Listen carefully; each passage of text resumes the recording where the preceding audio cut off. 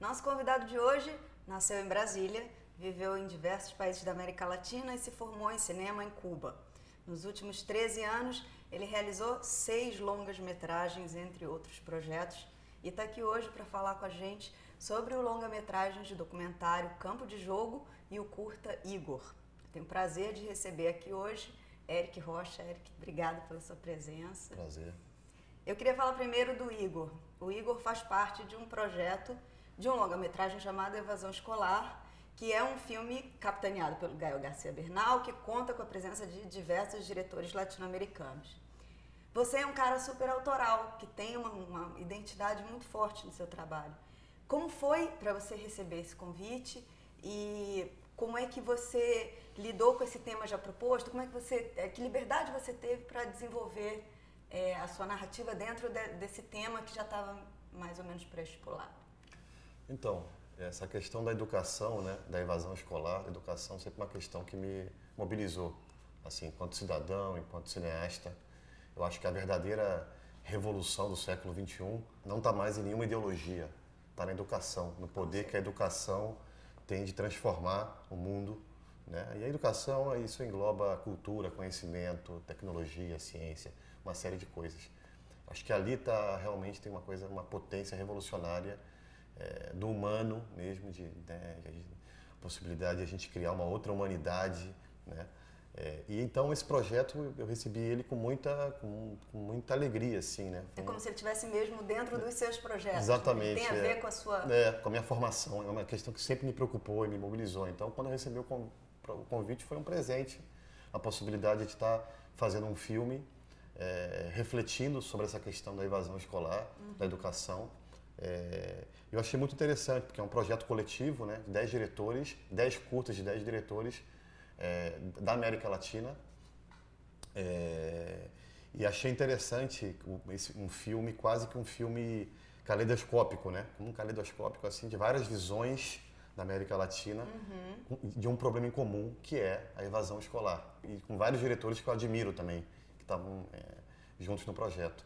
Então, o desafio foi, em um filme de 10 minutos, que é um curta, tratar de um tema tão vasto e tão complexo, né?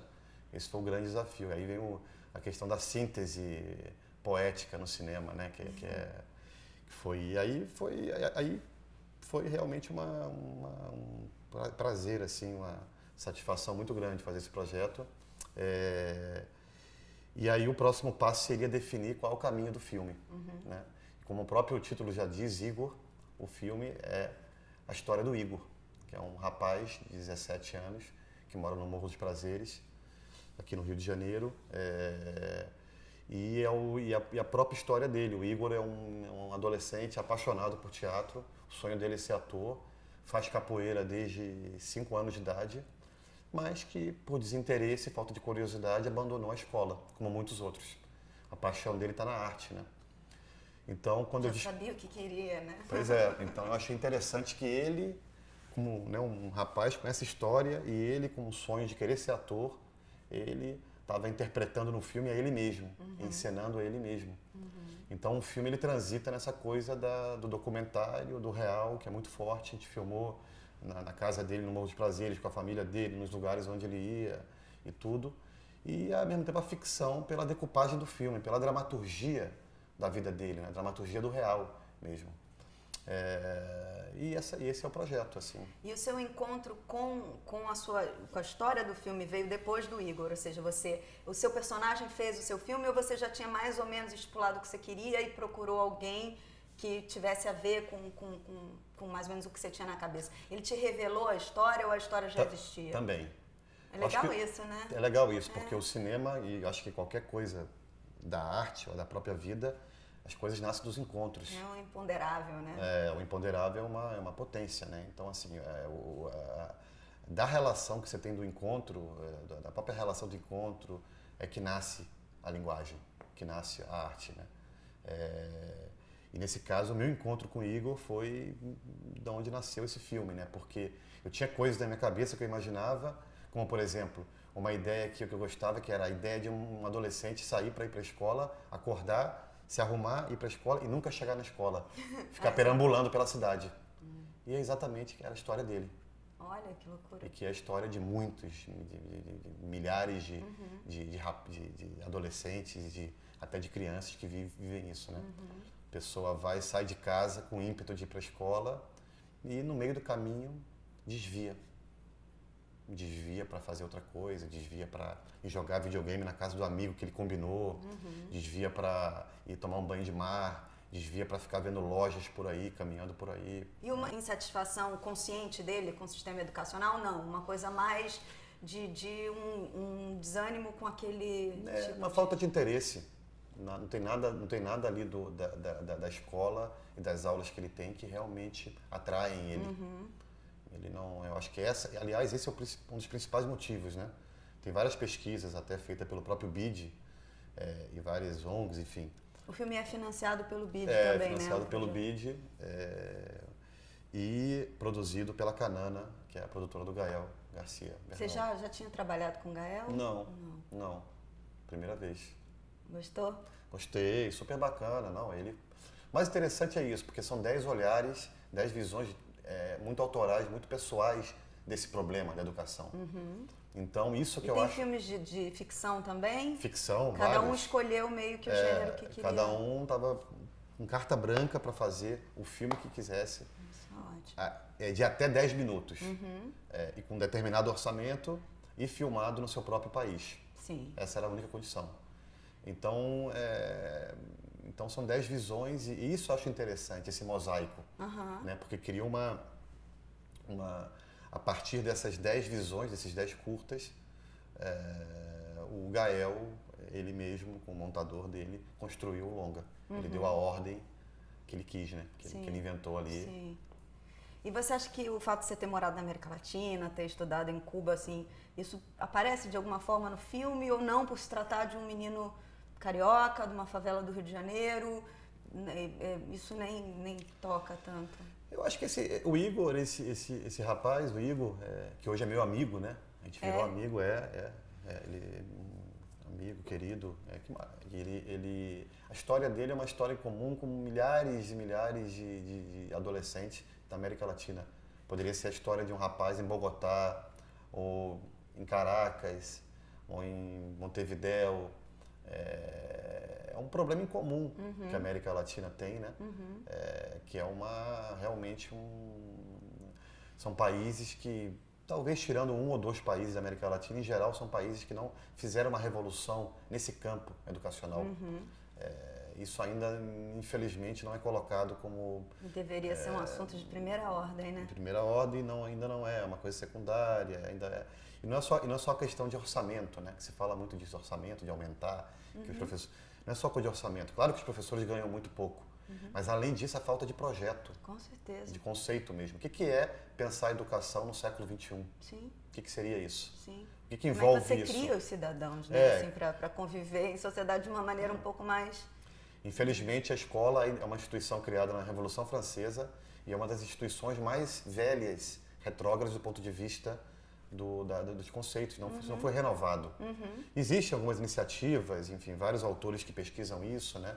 Vamos falar no Brasil, a gente tem Paulo Freire, tem Darcy Ribeiro, tem Anísio Teixeira, tem vários pensadores que realmente refletiram sobre isso, mas assim, de fato, o sistema educacional, da forma como ele funciona, ele é muito, muito conservador e muito velho, né? Muito retrógrado ainda. De certa forma, esse tipo de projeto também, eu acho que lança uma luz, né, sobre a discussão, é interessante. Espero. E super pertinente, né? Eu quero ver, estou animada para ver. Bom, o seu primeiro longa foi um documentário sobre o seu pai, Rocha que Voa, e os seus 2 últimos trabalhos também são documentários, mas você também fez trabalhos de ficção. Você fez o Transeunte, você fez outros curtas também de ficção. No seu processo criativo, você sente uma diferença na hora que você vai fazer um filme de ficção ou um documentário, no desenvolvimento, na realização? Onde é que essa diferença aparece ou não aparece? Porque também os seus projetos de ficção, eles também flertam com... Tem um compromisso com a verdade no seu trabalho que eu acho muito legal, né? E aí eu acho que acaba Tô respondendo por você, desculpa. Não, eu acho que é a mesma coisa e não é. Né? São as duas, é um paradoxo, assim. Cinema é cinema. E cinema é uma linguagem audiovisual. Então, a matéria bruta do meu cinema, que eu acredito, é imagem e som. E gente, seres humanos. Então,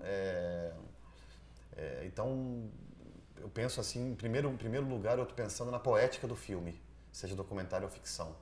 Né? E eu creio muito no cinema da desfronteira. Né? Essas fronteiras, eu acho que elas estão se de fato elas algum dia existiram, eu acho que elas já foram dissolvidas há muito tempo. Se é que algum dia elas existiram, né? Tanto é que na própria gênese do cinema, a gente tem Méliès, que supostamente criou a ficção, mas também fez documentário. E Lumière, que criou documentário, também fez ficção. Então, essa separação, na verdade, ela não é tão nítida, né? Não existe um limite, né? As coisas estão muito mais amalgamadas.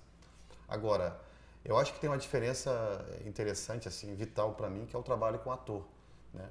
Assim, que é um trabalho, isso eu acho que seria uma experiência que pontual e específica entre o documentário e a ficção, né? O trabalho já com atores, entre aspas, profissionais, ou atores que têm uma formação de ator, é um dado novo na ficção. A gente poderia falar isso. Mas como linguagem em si, como decupagem, fotografia, montagem, eu acho que eu realmente não vejo muita diferença, assim. Eu acho que tem alguma coisa que precede isso, essa questão do documentário e a ficção, ou qualquer gênero cinematográfico, que é a paixão, que é o que te move fazer aquilo ali. Que é essa relação com o mundo, é dessa relação com o mundo, seja ficção, documentário, qualquer gênero, que nasce a linguagem. Agora, os dispositivos, os caminhos para fazer aquilo já são... O que menos interessa, no final das contas. E aí, então, cada projeto pede um caminho próprio, né? No Transeunte, como foi o seu encontro com esse ator, que é um cara que não é um cara conhecido da grande mídia, mas é um cara super talentoso, né? Também um achado, assim, para um diretor. Pois é, né? Eu queria um ator no Transeunte, que, entre aspas, é meu único longa de ficção, digamos assim. Ele é um filme que eu queria muito um ator de 70 anos, né, um ator de uma certa idade, e que fosse desconhecido do grande público. Ou seja, que não estivesse em novela o tempo todo, ou na televisão o tempo todo, ou que não tivesse feito muitos filmes. E tinha que ser um grande ator para fazer esse personagem. Mas com essa coisa do anonimato, né, no anônimo e tal, um rosto que se misturasse na multidão. Então eu fui, assim, rodei muito, conheci muitos atores pelo Brasil e tal, e fui achar com o Fernando Bezerra, que é um grande ator de teatro, que trabalhou com Antunes, com Zimbinski, com grandes mestres do teatro brasileiro, e é um operário do teatro, com milhões, né, de atores que estão lá fazendo, na luta aí, né, do dia a dia, fazendo um trabalho muito autoral, de pesquisa e tal. E ele tinha feito o filme do Walter Salles, que produziu esse filme, que é o Linha de Passe. E foi o Walter que me deu o toque. Ele falou, eu falei, cara, não tô achando o ator, tá difícil, tô procurando vários, não achei ainda. Ele falou, o treinador, o cara que faz o papel do treinador, o técnico, no Linha de Passe. E aí, quando eu encontrei o Fernando, foi amor à primeira vista, assim. Eu olhei pra ele e depois que eu mesmo fiz os testes do filme, eu mesmo filmando, botei a câmera nele assim e... Ele tem uma cara boa, né? Muito honesta, forte. Né? Cara honesta. Muito legal. Então foi maravilhoso, assim, e hoje é um grande amigo também e deve ter um personagem aí, ele vai fazer um dos personagens do meu próximo filme também. Eu quero saber daqui a pouco desse próximo filme. E o Fernando é um grande ator, mestre, acabou de fazer um filme no México agora, que filme de um diretor bem interessante, que a partir do Transeunte, que ele foi fazer também, e realmente, assim, tem uma coisa, assim, que para mim é muito importante nessa coisa do ator, que são as pessoas, né? Eu acho que acho que um ator, assim, ele tem que ser uma pessoa interessante, apaixonada. A Fernanda Montenegro diz uma coisa assim, né? Pô, Ela Fernanda diz, Montenegro. tem algo no ator que depende do que ele é. Eu acho tão maravilhoso. É exatamente isso. Né? Porque a gente tem a ideia de que, não, o ator é aquele que vira outra coisa, que não tem nada a ver. Não, tem alguma coisa que é da sua maneira de perceber a vida, as coisas, as pessoas, né? Que vem na hora que você está interpretando, assim, não tem jeito, realmente. Vem cá, o filme Campo de Jogo é um filme que trata de aspectos da cultura popular brasileira, fala desse amor pelo futebol. Como é que você acha que qual foi o teu caminho para chegar nessas situações ou chegar na emoção dessas pessoas?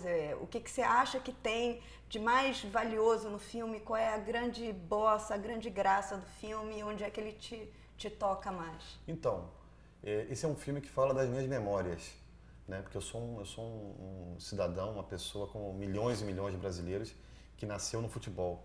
Então eu desde muito cedo, 3, 4 anos de idade, vou no Maracanã, jogo bola na rua. Então para mim o futebol é uma paixão, que para mim não é um esporte, é uma paixão que faz parte da minha formação, da minha percepção, né? Então esse filme é um filme que eu desde assim sempre quis fazer assim e é um encontro entre 3 paixões, na verdade: o futebol, o cinema e o Brasil. O filme nasce disso. Mas eu não queria fazer um filme que falasse de futebol, focando no futebol padrão FIFA, entre aspas, ou midiático, ou essa coisa publicitária que se tornou o futebol, né? Essa indústria complicada, corrupta, enfim, milionária. Não me interessava isso, me interessava justamente o contraponto disso. O futebol popular, né? O futebol de raiz mesmo, principalmente nesse aspecto do ritual, do rito. Então isso é o que mais me fascinou, assim, me fascinava de trazer, né? Quer dizer, um campo que está a poucos quilômetros do Maracanã, que fica no bairro de Sampaio, na Zona Norte, pertinho do Maracanã, que é um campo de terra cercado de comunidades, onde tem um campeonato de favela de comunidades ali anualmente. Então o filme todo acontece nesse palco, o ritual acontece ali. Isso para mim foi assim, essa descoberta desse lugar foi incrível, né? Porque no primeiro momento eu pensei em viajar para vários lugares do Brasil, ou mesmo pelo Rio, vários campos, né? Fazer um apanhado de campos. Falei, não, vamos concentrar o filme todo nessa locação, nesse espaço. Então isso criou naturalmente uma dramaturgia para o filme, porque o fio condutor do filme ficou a grande final desse campeonato. Que legal. Foi uma decisão de montagem já, né? A gente filmou 100 horas de material. Sim. Falei, não, a final desse campeonato é incrível, porque tem um time que se chama Geração, o outro Juventude. Olha o nome dos times. Já tá bem pronto já, né? E a decisão foi para os pênaltis. E caiu um vendaval, virou um filme de oeste. Então, assim, tudo estava ali. Então, assim, então é um filme que está muito mais próximo de um cinema de instalação, um cinema de dança, de um balé, digamos assim, desse ritual. Muito sensorial. Sensorial, coreográfico, essa coisa toda do futebol, que é esse embate dos corpos mesmo, né? Dessa dança, desse movimento. Isso que me interessava. Nunca me interessou seguir um caminho de documentário mais sociológico, o que é muito comum com esse tema, tem né? Vários filmes que... Futebol tem vários estudos de documentário, de pesquisa que vão para essa linha.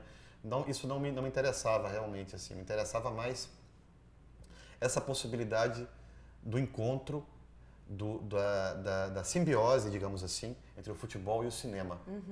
Né? Isso que me fascinava, assim.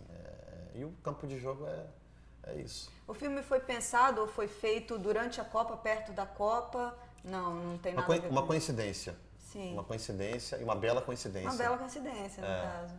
Porque eu acho que ele se tornou um filme mais político ainda. Sim. Com esse episódio da Copa no Brasil, né? E o lugar sendo tão perto do Maracanã. E os ingressos do Maracanã, aqueles preços vergonhosos. Vergonhosos, o povo não estava ali, né? O povo estava do lado jogando pelada, de pé descalço naquele campo. Muito e com essa paixão, registro, essa coisa épica, né? Você imagina essa rapaziada, uma juventude popular, de maioria negra, né? E essa rapaziada, num simples cotidiano de domingo, vão jogar uma pelada, e aquela pelada se torna uma coisa épica, a coisa mais importante do mundo.